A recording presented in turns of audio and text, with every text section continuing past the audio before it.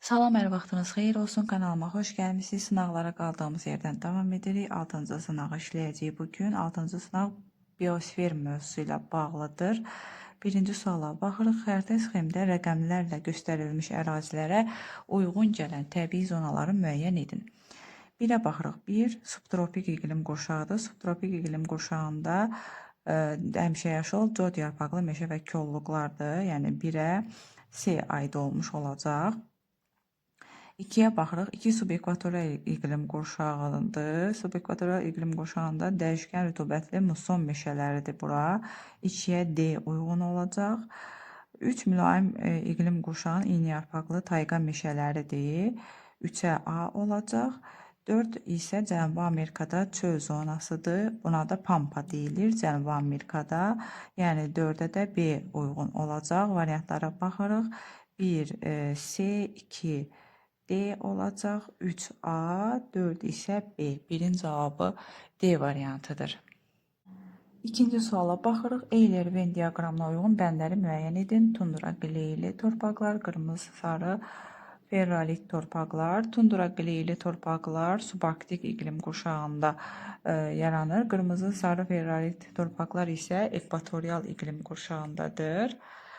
Deməli, baxaq görək nə deyir. Bir də ifrat rütubətlənmə şəraitində yaranır. Bu, hər ikisinə aid olan xüsusiyyətdir. Çünki hər ikisində də rütubətlənmə əmsalı vahiddən böyükdür. Ona görə də ifrat rütubətlənmədir. Gəlin bunu burada yazaq.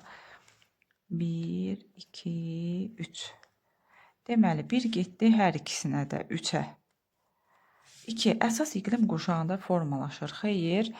Tundra qleyli keçiddə formalaşır. Bayaq dedik, subarktik iqlim qurşağında formalaşır. Qırmızı, sarı, ferrolit ekvatorialdadır. Yəni bu tundra qleyliyə aid deyil. Götürə bilmərik. Qırmızı, sarı, ferrolitə aid olacaq. 2 getdi 2-yə.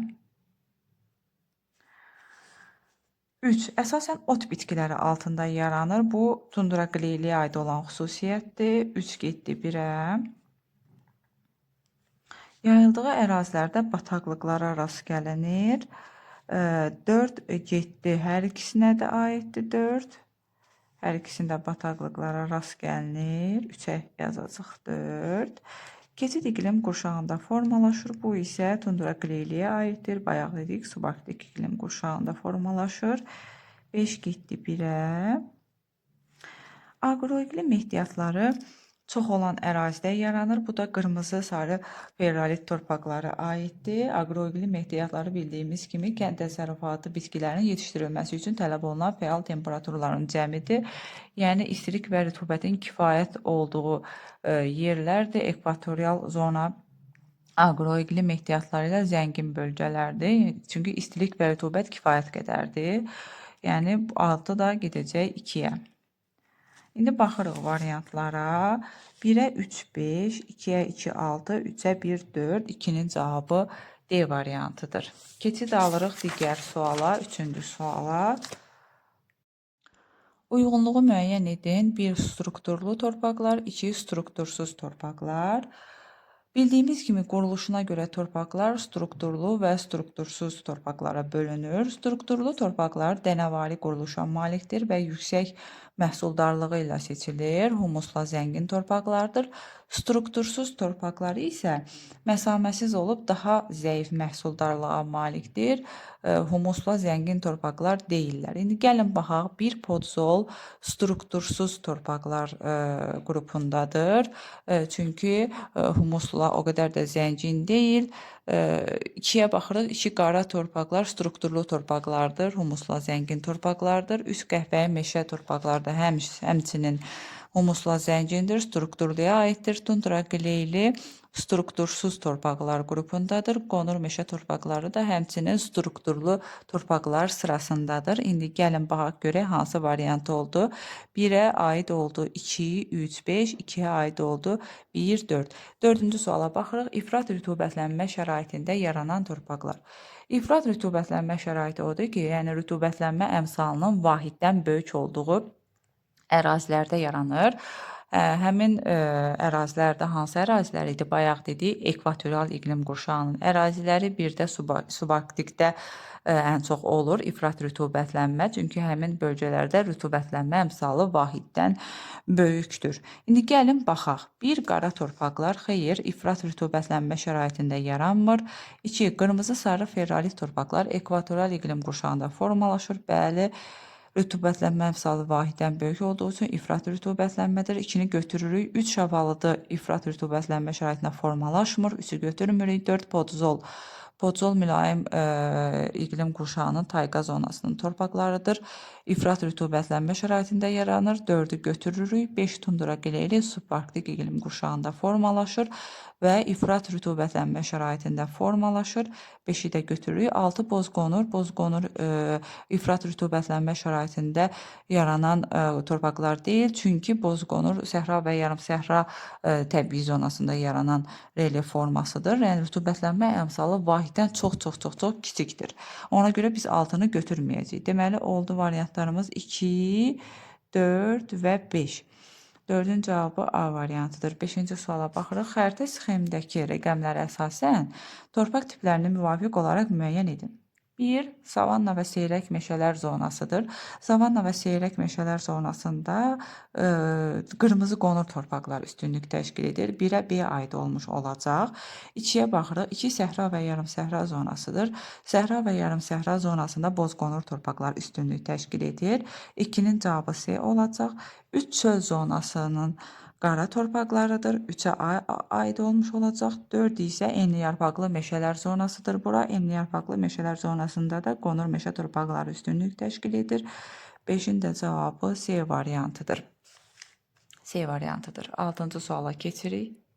Xəritə sxemdə ifrat rütubətlənmə şəraitində yaranan torpaqların yayıldığı əraziləri müəyyən edin. Bayaq dedik, ifrat rütubətlənmə artıq bilirik. Rütubətlənmə əmsalının vahiddən böyük olduğu ərazilərdə formalaşır, quraq ərazilərdə olmur. Burada baxırıq 5 quraq ərazidir, 2 Naxçıvanın arazboyu əraziləridir, quraq ərazilərdir. 2 olmayacaq, 5 olmayacaq, 3 arid zonadır. Burada da olmayacaq. Deməli, 1 Böyük Qafqazın yüksək dağlığı, bəli, burada rütubətlənmə əmsalı vahiddən böyükdür. 1-i götürürük. 4 Kiçik Qafqazın yüksək dağlığıdır. Həmçinin rütubətlənmə əmsalı vahiddən böyükdür. İfrat rütubətlənmədir. 4-ü götürürük. Bir də Lənkəran ovağı da ifrat rütubətlənməyə aid edilir. 1, 4, 6. 6-nın cavabı A variantı olmuş olacaq. 7-ci suala baxırıq. Yağıntıların orta illik miqdarı 600 mm, buxarlanma qabiliyyəti 900 mm olan ərazi üçün səciyyəyə olan təbii zona və torpaq tipləri. Gəlin əvvəlcə rütubətlənmə əmsalını tapaq, görək neçədir. Rütubətlənmə əmsalı bildiyimiz kimi yağıntıların illik miqdarının buxarlanma qabiliyyətinə və ya mümkün buxarlanmaya olan nisbətidir. Yağıntıların miqdarı burada 600 mm verib. Buxarlanma qabiliyyətini də verib 900 mm. O da bərabərdir 0,6. İndi baxırıq. A. Savanna və seyrək meşələr, qırmızı qonur və qonur torpaqlar. Rütubətlənmə əmsalımız oldu 0,6. Bu, savanna və seyrək meşələr ola bilməz. Çünki rütubətlənmə əmsalı 1 və 1-dən böyük olduqda meşə və çəmən landşaftı yaranır.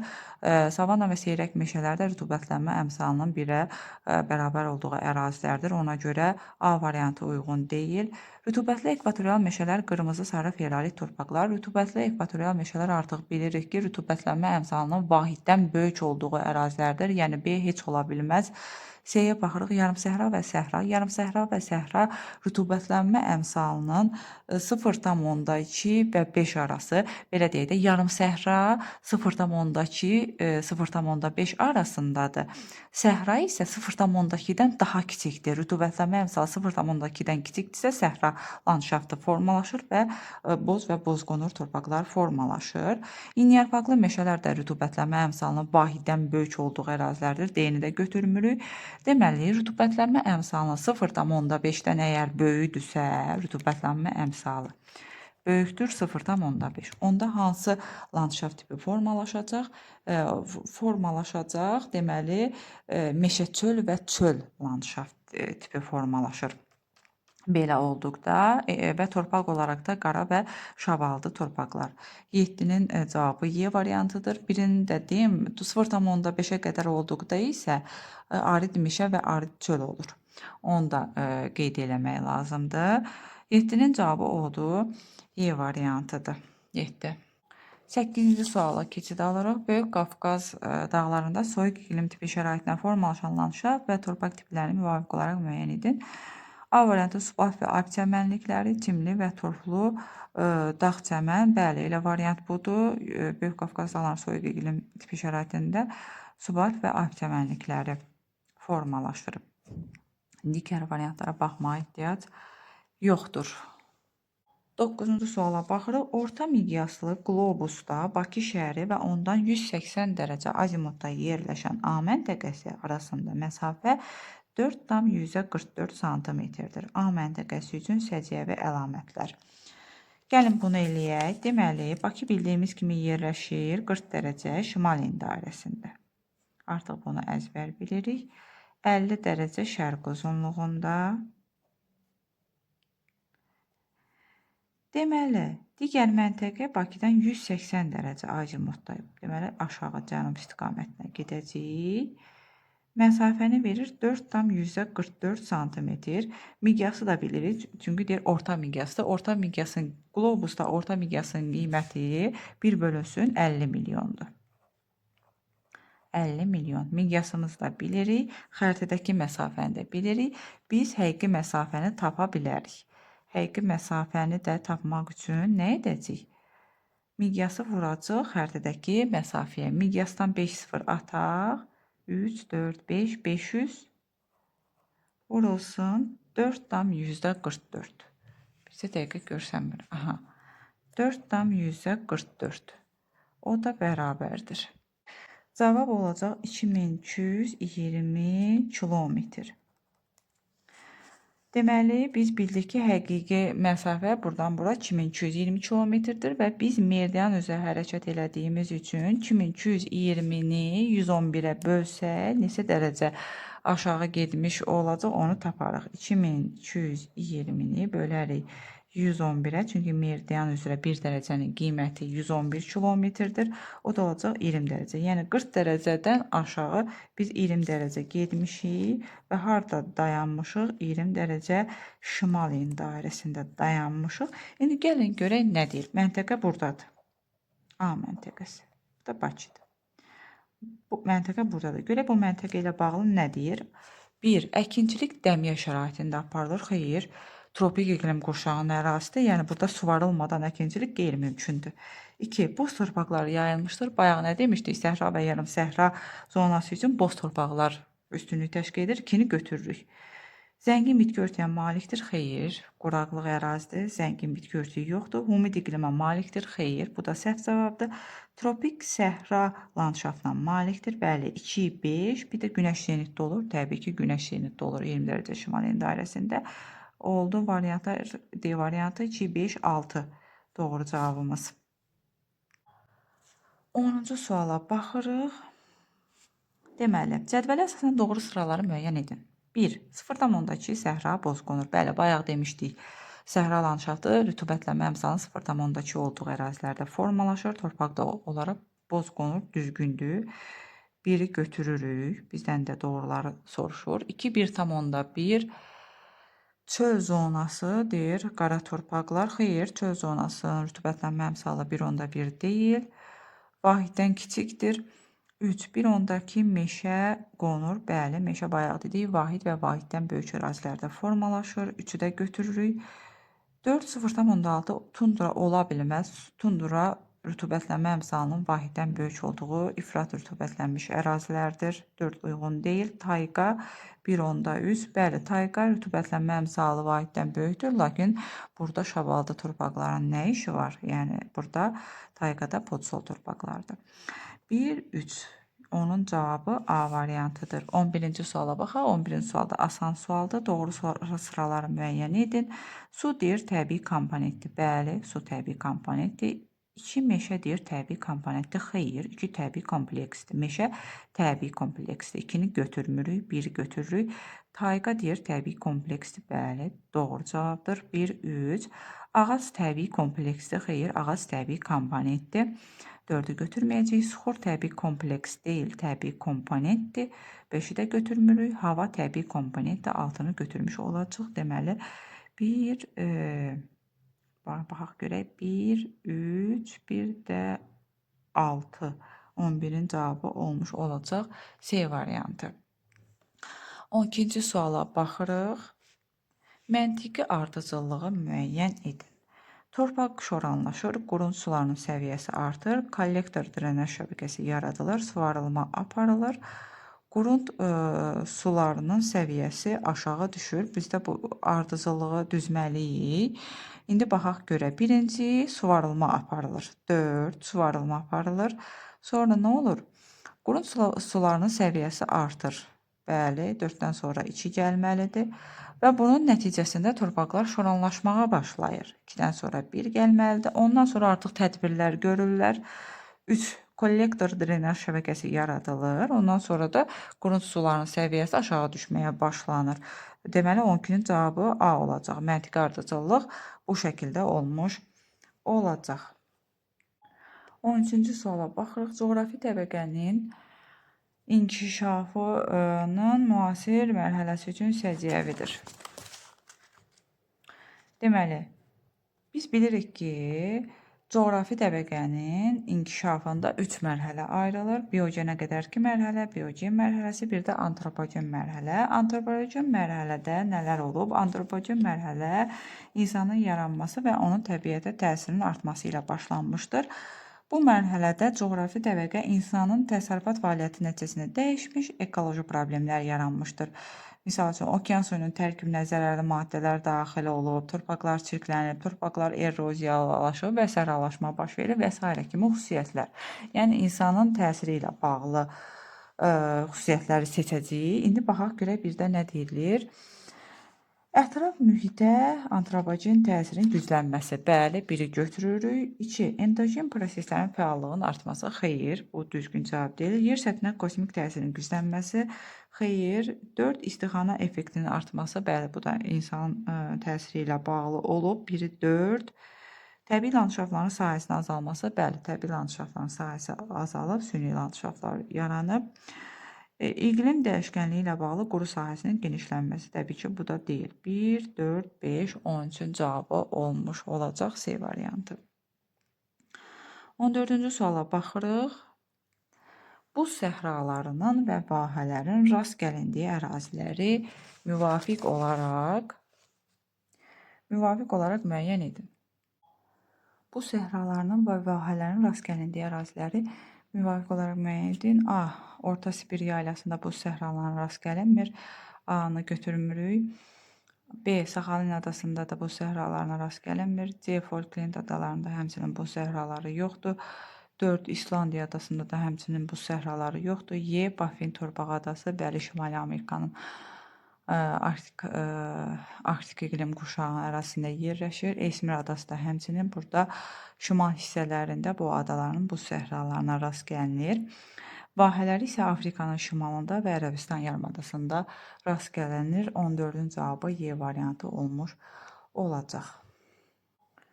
15-ci suala baxırıq. Sxemə əsasən uyğunluğu müəyyən edin. Bilmirəm, görsənirmi? Deyirsən, yaxşı görsənmir, bircə dəqiqə. O qədər xırda-xırda yazıblar ki, yaxşı görsənmir. Belə eləyəndə görsənir. Deməli, ekvatorial iqlim qurşağında rütubətli ekvatorial meşələr zonası, bəli, uyğundur və qırmızı ferrolit torpaqlar formalaşır həmin zonada. Deməli, bir düzgün cavabdır, biri götürəcəyik. 2. Mülayim iqlim qurşağında deyir, iynə yarpaqlı, yəni tayqa meşələri yayılıb, bəli, düzgündür. Qonur torpaqlar, xeyr, qonur torpaqlar olmayacaq, podzol torpaqlar olmuş olacaqdır. Deməli, 2 səhv variantdır. 3-ə baxırıq, subtropik iqlim qurşağının səhra və yarım səhralar zonası. Bəli, səhra və yarımsəhralar zonası var subtropikdə, lakin torpaq tipi açıq şabaldı deyil, boz qonur olmuş olacaq. Boz və ya boz qonur. Deməli 3 səhv cavabdır. 4-ə baxırıq. Deməli 4-ə baxırıq. Subtropik codyarpaqlı meşələr, qəhvəyi. Bəli, düzgün cavabdır. 4-də codyarpaqlı meşələr zonasında qəhvəyi torpaqlar üstünlük təşkil edir. Subarktikdə tundra, bəli, lakin torpaqları podzol deyil, tundra qleyli olacaqdır, 5-i də götürməyəcək. Subekvatorial iqlim qurşağında savanna zonasıdır və qırmızı qonur torpaqlardır. Bəli, 1, 4, 6, 15-in cavabı A variantı olmuş olacaq. Keçid alırıq 16-cı suala. Xəritə sxemində enlik zonallığın aydın müşahidə edildiyi ərazilər. Bildiyimiz kimi zonallıq həm enlik istiqamətdə, həm də hündürlük istiqamətdə, yəni şaquli istiqamətdə olur. Şaquli zonallıq dağlara uyğundur, üfüqi zonallıq düzən ərazilərdə yayılıb. Ona görə biz hardakı dağ var, onları götürməyəcəyik. Üfüqi zonallıqda biz düzən əraziləri götürmüş olacaq. Baxırıq birə, bir düzən ərazidir. Bəli, biri götürürük. Üfüqi zonallıq burada aydın şəkildə hiss olunur, müşahidə edilir. Biri götürdük. 3 Himalay dağlarıdır. Burada şaquli zonallıqdır. 3-ü götürmürük. 5 Şərqi Avropa düzənliyidir. Bəli, 5-i götürəcəyik. Üfüqi zonallıqdır. 2 dağlardır. 2 və 6 Kordilyer dağlarıdır. Yəni burada şaquli zonallıq olmuş olacaq. 2 ilə 6-nı götürmürük. 4 Amazon ovalığıdır. Burada üfüqi zonallıqdır. 4-də götürürük. Deməli 1, 4, 5, 16-nın cavabı A variantıdır. 17-ci suala baxırıq. Adalarla bağlı uyğunluğu müəyyən edin. Böyük Britaniya adası. Deməli, Böyük Britaniya adasında hansı təbii zona formalaşır? Təbii ki, qarışıq və enliyarpaqlı meşələr zonasıdır. Böyük Britaniyada mülayim iqlim qurşağında yerləşir. Bu arada 2 Kalimantan adası ekvatoral iqlim qurşağında yerləşir və təbii zonada rütubətli ekvatorial meşələr zonasıdır. 1C, 2A, 3 isə Baffin torpağı bayaq dedik, Şimali Amerikanın şimali hissəsində yerləşir. Arktikaya aid edilir və Baffin torpağının cənub hissəsində tundra və meşə tundra təbii zonası formalaşır. 17-nin cavabı B variantıdır. 18-ci suala baxırıq. Azərbaycanın bitki örtüyünə aid olmayan fikri müəyyən edin. Bitki örtüyü hündürlük qurşağına uyğun paylanmışdır. Bəli, doğru cavabdır. Dağlarda hündürlük qurşağına uyğun paylanır. B. Düzən meşələrdə qaraçöhrə və fıstıq ağacları yayılıb. Xeyr, bu səhv cavabdır. Düzən meşələrində yox, dağlıq meşələrdə yayılıb bu ağac növləri. B-ni götürmürük. Yəni bizdən də aid olmayanı soruşurdu. Variantımız B variantıdır. C-yə də baxaq. Endemik və relik bitki növləri yayılıb. Bəli, Ceyran çöldə yayılıb. Yüksək dağlıq ərazilərdə ət çəmənlikləri səciyyəvidir. Bu da düzgün cavabdır. Tuqay meşələrində söyüd, qovaq kimi ağaclar bitir. Bu da düzgün cavabdır. 19-cu suala baxırıq. Nə deyir? Sxemi tamamlayın. Burada təbii zonalar verib, onlara uyğun torpaq tipləri və həmin təbii zonaların hansı ölkələrin ərazisində yerləşdiyini göstərib. Qarışıq meşələr zonası biz bilirik ki, mülayim iqlim qurşağının təbii zonasıdır. Birdə olacaq mülayim iqlim qurşağı. Qara torpaqlar ən çox harda yayılıb? Hansı təbii zonada yayılıb? Təbii ki, çöl və meşə çöl olacaq bura. 2 çöl və meşə çöl. Torpaqları qara torpaqlar və bu Qazaxıstan ölkəsində də yayılıb bu torpaqlar. Deməli, variantımız elə A variantı olmuş olacaq. 1 mülayim, 2 çöl və meşə çöl, 3 qarışıq meşələr zonasında qonur meşə torpaqları üstünlük təşkil edir və Polşa ölkəsində qarışıq meşələrə rast gəlinir. Elə 19-cun cavabı A variantıdır. Heç digər variantlara baxmağa ehtiyac yoxdur. 20-ci suala baxırıq. Verilən iqlim diaqramının aid olduğu ərazilər üçün səciyyəvi əlamətlər. Biz baxırıq ki, temperatur il boyu 20 dərəcə ilə 30 dərəcə arasında olub, düşməyib 20 dərəcədən aşağı. Yayda yağıntılar həddindən artıq çox olub, qışda quraqlıq olub. Təbii ki, bu şimal yarımkürəsinin subekvatorial iqlim qurşağının diaqramıdır. Artıq bu diaqramları inanıram ki, siz artıq tanıyırsınız. Yayda ekvatoral hava kütləsi hakim olduğu üçün yağıntılar artıb, qışda tropik hava kütləsi hakim olduğu üçün yağıntılar azalıb. İndi gəlin baxaq görək nə deyir. Bizdən səciyyəvi əlamətləri soruşur. İl boyu suvarmaya ehtiyac var. Xeyr, bu səhv cavabdır. Sadəcə qış aylarında suvarmaya ehtiyac var. Çünki qış aylarında tropik hava kütləsi hakim olur. Biri götürmürük. 2. Boz-boz qonur torpaqlar yayılmışdır. Xeyr, bu da düzgün cavab deyil. Boz-boz qonur torpaqlar səhra və yarımsəhra təbii zonası üçün, yəni tropik və subtropik iqlim qurşağına aid olan torpaqlardır. 3. Qütb gecə gündüzləri müşahidə olunur. Xeyr, burada qütb gecə gündüzləri olmur. Qütb gecə gündüzləri 66,5 dərəcə ilə 90 dərəcə enliklər arasında müşahidə olunur. 4 qütb ulduzu görünür. Bəli, şimal yarımkürəsinin subekvatoral iqlim qurşağının diaqramıdır. Qütb ulduzu görsənir. 4-ü götürürük. Aqroiqlim ehtiyatları ilə yaxşı təmin olunub. Bəli, bayaq dedik, aqroiqlim ehtiyatları istilik və rütubətin kifayət qədər olduğu ərazilər idi. Əkinçilik üçün yararlı olan ərazilər idi. 5-i götürürük. Biomüxtəliflik çoxdur. Bəli, burada növbənöv bitki növlərinə rast gəlinir. 4, 5, 6 bizim doğru cavablarımızdır. 20-nin cavabı D variantıdır. 21-ci suala keçid edirik. Böyük Qafqaz dağlarının sxeminə əsasən A nöqtəsinə aid olan əlamətləri müəyyən edin. A nöqtəsinə baxırıq. A nöqtəsi 800 metr hündürlükdə yerləşir. Gəlin baxaq görək. Nə deyir? 1. Alp çəmənliklərindən yuxarıda yerləşir. Xeyr, A nöqtəsi 800 metr hündürlükdədir. Alp çəmənlikləri özü elə 3000 metrdən yuxarıda yerləşir. 1 ola bilməz. 2-yə baxırıq. Kimyəvi və üzvü aşınmaya məruz qalır. Bəli, kimyəvi və üzvü aşınmaya məruz qalır. Bu doğru cavabdır. 3. Dağ çəmən torpaqları üstünlük təşkil edir. Xeyr, burada dağ çəmən torpaqları deyil. 4. Səpələnən radiasiyanın payı üstündür. Bəli, səpələnən radiasiyanın payı üstündür. Doğru cavabdır. Əkinçilik ancaq suvarma şəraitində mümkündür. Xeyr, 5 düzgün cavab deyil. A. Dağ meşələri yayılıb. Bəli, 600-1600 metr hündürlüklərdə dağ meşə landşaftı formalaşır. 800 metr olduğuna görə burada da dağ meşə olmuş olacaq. Deməli, hansı variantlar oldu? 2, 4, 6 bizim doğru cavabımızdır.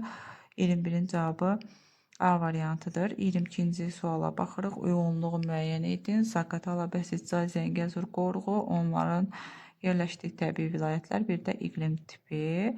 Uyğunluğu müəyyən edək görək. 1. Zaqatala, Qoruğu yerləşir təbii ki, Böyük Qafqazın ərazisində. Və burada soyuq iqlim hakimdir. Deməli, 1-ə 3B. Baxırıq variantlar arasına 1-ə 3B. E variantı uyğundur. 2. Bəsitçay yerləşir Kiçik Qafqazda və burada hansı iqlim tipidir? Təbii ki, mülayim isti iqlim tipidir. Deməli, 2, 1C. 3. Zəngəzur yerləşir Orta Arazda və burada dağ tundra iqlimidir. Çünki hündür dağdır. Burada yuxarı hissəsində dağ tundra iqlimi hökm sürür. Deməli, 22-nin cavabı hansı variantı oldu? 22-nin cavabı E variantı olmuş oldu. 23-cü suala keçid edirik. Azərbaycanda boz qonur, boz çəmən torpaqlarının yayılmadığı düzənliklər Şirvan düzündə yayılıb. 2. Qanıq əyri çay çökəkliyi Böyük Qafqazın cənub yamacıdır. Burada boz qonur torpaqlar üstünlük təşkil edmir. 2-ni götürəcəyik. 3. Lənkəran ovalığında boz və boz qonur torpaqlar yoxdur. Bunların hər ikisi də rütubətli ərazilərdir. Ona görə burada boz və boz qonur torpaqlar ola bilməz. 2 və 3 elə bizim doğru cavabımızdır. Qəyən düzündə müşahidə edilir. Muğan düzündə də həmçinin bu torpaqlara rast gəlinir. 23-ün cavabı olmuş olacaq 2, 3. Keçid alırıq 24-cü suala. Xəritə sxemə əsasən biomüxtəlifliyin zəngin olduğu əraziləri müəyyən edin. Bayaq nə dedik? Biomüxtəliflik istilik və rütubətin kifayət qədər olduğu ərazilərdə daha çox olur. İndi gəlin baxaq görək. 24-də 2-yə baxırıq. Bəli, Amazon ovalığı burada ekvatoral iqlim qurşağıdır. İstilik və rütubət kifayət qədərdir. Biomüxtəliflik burada çoxdur. 2-ni götürəcəyik. 5 də yenə Afrikanın ekvatorial meşələr zonasıdır. Biomüxtəliflik çoxdur. 2-5-i götürürük. Bir də səhra və yarım səhradır. Bura quraq ərazidir. Burada biomüxtəliflik çox ola bilməz. Və 6 təbii ki, Şərqi Asiya. Burada da istilik və rütubət kifayət qədərdir və burada da biomüxtəliflik zəngindir. 2, 5, 6 bizim doğru cavablarımızdır. 4 soyuq ərazidir. Burada istilik az olduğu üçün 4-ü götürməyəcək. 3 də həmçinin quraq ərazidir. Burada da biomüxtəliflik təbii ki az olmuş olacaq. Doğru cavablarımız 2, 5, 6. 25-ci suala baxırıq. Xəritə sxemə əsasən landşaft inversiyasının interzonal və texnoqon landşaftların yayıldığı əraziləri müvafiq olaraq müəyyən edin. Landşaft inversiyası nədir? Yəni landşaft inversiyası dağın ətəyindən yuxarı qalxdıqca landşaftın pozulmasıdır. Bu da Azərbaycanda Talış dağlarında müşahidə edilir. Belə ki, adətən biz bilirik ki, meşə zonasından sonra gəlir çəmən. Lakin Talış dağlarında meşə zonasından sonra çəmən olmur. Birbaşa çölə keçir. Meşədən sonra çöl gəlir. Yəni landşaft inversiyası yaranır. Landşaft pozulur. Yəni 5 landşaft inversiyası 5-dədir. İntrazonal landşaft qanıq əyriçaydadır. Bəs intrazonal landşaft nədir? İntrazonal landşaft nədir? Deməli, respublikamızın düzən əraziləri üçün xas olmayan düzən meşə çəmən landşaftları intrazonal landşaftlar hesab olunur. İntrazonal landşaftlara biz daha çox Şollar düzündə, Qanıq Əyriçayda, bir də Lənkəran ovalığında və eyni zamanda Kür boyunda da rast gəlirik. İndi gəlin baxaq görə bizdə Qanıq Əyriçayı göstərib. Qanıq Əyriçaydır. İntrazonal landşaft, altını götürürük. Bəs texnogen landşaft nədir? Texnogen landşaft və ya antropogen landşaft da deyirlər buna. Hətta bir başqa adı ilə mədəni landşaftlar da deyirlər. İnsanların yaratdığı landşaftlardır. Misal üçün su anbarları, yaşayış məntəqələri, parklar, bütün bunlar texnogen landşaftlardır və bu ən çox 2-dədir. Deməli, hansıları oldu? Landşaft inversiyası Talış dağlarında idi, 5-i götürürük. İntrazonal landşaft Qanıq Əyriçayda 5, 6, bir də texnogen landşaft 2-dədir, 5, 6, 2 bizim doğru cavabımızdır. Keçid alırıq 26-cı suala. Həm əsas, həm də keçid iqlim qurşağında yayılmış təbii zonalar. Bir səhra və yarım səhralar, bəli, həm tropik, həm də subtropik iqlim qurşağında yayılıb. Biri götürürük. Rütubətli ekvatorial meşələr sadəcə ekvatorial iqlim qurşağındadır. 2-ni götürmürük. Cod yarpaqlı həmişəyaşıl meşə və kolluqlar sadəcə subtropik iqlim qurşağıdır.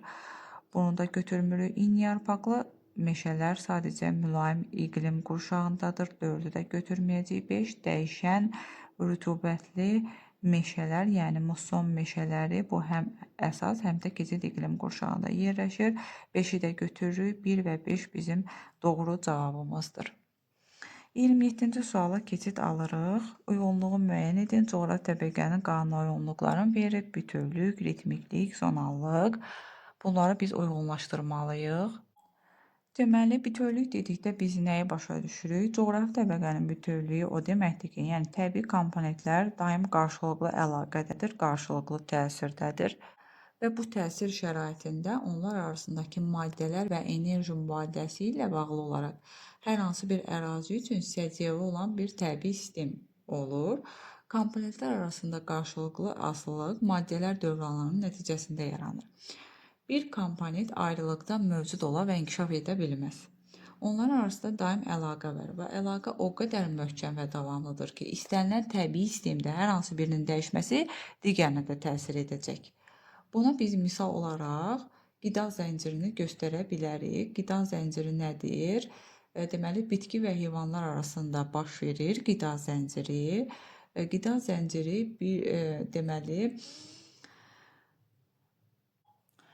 Deməli, qida zənciri bitki və heyvanların üzüm maddələri qida vasitəsilə bir-birinə ötürməsi prosesidir. İndi gəlin baxaq variantlara. 1. Bütövlük, ritmiklik, zonaqlıq, A. Şeyin düşməsi, B. Musson küləkləri, C. Qida zənciri. Bəli, qida zənciri bütövlüyə aid olmuş olacaq. Təbii zonaların paylanması yox, bütövlüyə aid deyil. Torpaqların coğrafi indiklər üzrə ayırması bütövlüyə aid deyil. Deməli, 1-ə sadəcə C aid olmuş olacaq. Bəs ritmiklik nədir? Ritmiklik hadisi və proseslərin nizami olaraq müəyyən zaman daxilində təkrarlanmasıdır. Ritmikliyin sutkalıq, illik və çoxillik növləri vardır. Misal üçün, bütün bunlar yerin öz ox ətrafında hərəkəti nəticəsində yaranır və biz bunlara misal olaraq gecə və gündüzün növbələşməsini, qabarma çəkilməni, brizləri, şeyin düşməsini və s. göstərə bilərik. Baxaq görək, A şeyin düşməsi bəli ritmikliyə aiddir. Muson küləkləri də bəli ritmik prosesdir. AB getdi 2-yə. Sonra bir də var zonallıq. Zonallıq da coğrafi təbəqədə zonallığın əsas səbəbləri yerin forması, onun xəyali ox ətrafında hərəkəti və nəticədə günəş istiliyinin və rütubətinin qeyri-bərabər, lakin qanunun paylanmasıdır. Bu zaman iqlim, aşınma prosesləri, torpaq bitki örtüyü, heyvanlar aləmi və s. dəyişir. Enlik zonallıq düzənliklərdə, hündürlük qurşaqlığı və ya azonallıq isə dağlıq ərazilərdə özünü göstərir. İndi baxırıq D, təbii zonaların paylanması təbii ki, artıq bu zonalığa aid olmuş olacaq. Torpaqların coğrafi enliklər üzrə yayılması da zonalığa xas olan xüsusiyyətdir. 27-də 1C oldu, 2AB, 3 isə oldu D və Y. Keçid alırıq 28-ci suala. 28-ci sual situasiya tipli tapşırıqlardır. Gəlin baxaq görək nə deyir. Şimal yarımkürəsində bütün fəsillərin aydın müşahidə olunduğu A məntəqəsinin yerləşdiyi coğrafi enlikdə yay mövsümündə enən hava axınları, qış mövsümündə qalxan hava axınları üstünlük təşkil edir. Deməli, bütün fəsillərin aydın müşahidə olduğu ərazilər subtropik və mülayim iqlim qurşağında yerləşir. Bizə nə deyir? Deyir ki, yayda enən hava, qışda isə qalxan havadır. Deməli, bu artıq bildik ki, subtropik iqlim qurşağıdır. Çünki subtropik iqlim qurşağında yayda tropik hava kütləsi hakim olur, qışda mülayim hava kütləsi hakim olur. Ona görə də yayda enən, qışda isə qalxan hava axınları üstünlük təşkil edir. Şimal materiklərinin bu enlikdə yerləşən qərb hissəsi qışda, şərq hissəsi isə yayda rütubətli olur. 28 bu coğrafi enliyə aid iqlim qurşağı təbii ki, olmuş olacaq subtropik. Deməli, 1 oldu subtropik iqlim qurşağı. Subtropik iqlim qurşağı. Və onun daxilində formalaşan iqlim tipləri, subtropik iqlim qurşağı daxilində 3 iqlim tipi formalaşır. Aralıq dənizi, sonra kontinental, bir də muson. Kontinental, muson. Keçdi 29-cu suala. Bu coğrafi enliyə aid iqlim qurşağında formalaşan təbii zonaları və torpaq tiplərini müəyyən edib yazın. Deməli, 1. Gəlin yazaq təbii zonaları. Səhra və yarım səhra.